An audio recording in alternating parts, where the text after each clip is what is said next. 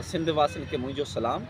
पहिरें नंबर मां नंढिड़ो एहतिजाज रिकॉर्ड कराईंदुसि त सिंध में ग़ैर क़ानूनी जेका किनाल ठहनि पिया, ग़ैर क़ानूनी किनाल, उन्हनि जी मज़ामत कयूं था ऐं ग़रीबनि जो, सिंध वासियुनि जो जेको पाणी जो गुज़र सफ़र आहे हारियुनि जो, उहो बि इहे ज़ालिम खसणु चाहिनि था।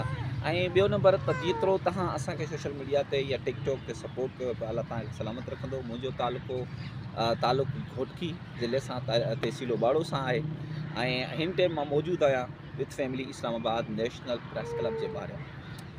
हक़ीक़त मुंहिंजो भाइरो, मुंहिंजो आवाज़ जो ज़रियो कोई बि कोन्हे, हिकिड़ो इहो वाहिद टिकटॉक आहे, ॿियो यूट्यूब आहे या फेसबुक आहे, जंहिं ते तव्हां असांजी सपोर्ट करे सघो था ऐं करे रहिया आहियो। अलाह तव्हांखे सलामत रखंदो।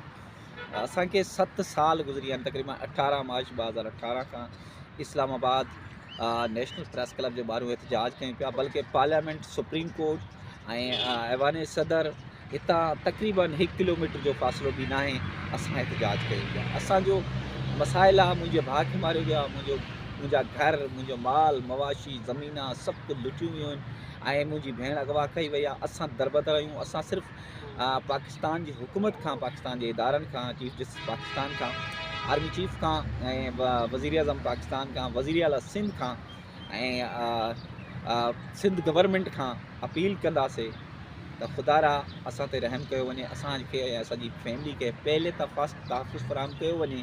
ऐं कुझु अर्सो पहले जॾहिं निगरान वज़ीर आला सिंध हुयो मक़बूल बाक़िर, उन बि असांजे उते वॾेरनि जरगो कयो हुयो, जंहिंजे ख़िलाफ़ु स्टेट जी तरफ़ FIR थी वई आहे।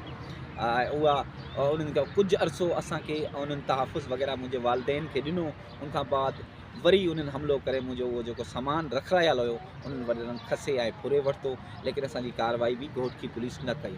ख़ुदारा सिंध वासियुनि खे गुज़ारिश आहे, जेतिरो थी सघियो असांजी आवाज़ उथारण में मदद कयो, जीअं त असांखे इंसाफ़ मिले सघे। 7 साल, 7 ॾिहाड़ा, 7 हफ़्ता सड़क ते रहणु त आसान थी सघे थो, लेकिन 7 साल रहणु रब ॼाणींदो आहे ॾाढो ॾुखियो आहे। मुंहिंजा नंढड़ा नंढड़ा 2 नियाणियूं आहिनि, बचड़ा आहिनि, हे मुंहिंजी नियाणी।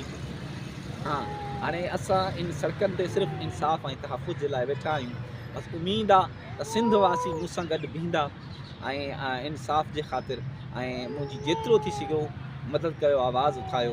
असांजा हालात, असांजी ज़िंदगी ॾाढी मुश्किल में आहे। तव्हां सिंध वासियुनि खे गुज़ारिश आहे त सपोर्ट कयो। अगरि कोई भाउ राब्तो करणु चाहे त मुंहिंजो WhatsApp नंबर आहे 0332326706, 0332326706। मुंहिंजो नालो ग़ुलाम रसूल भुट्टो आहे ऐं घोटकी तालुके ओबावड़े सां तालुक़ु आहे। उमेदु आहे तव्हां ज़रूरु असांजो साथ ॾींदव।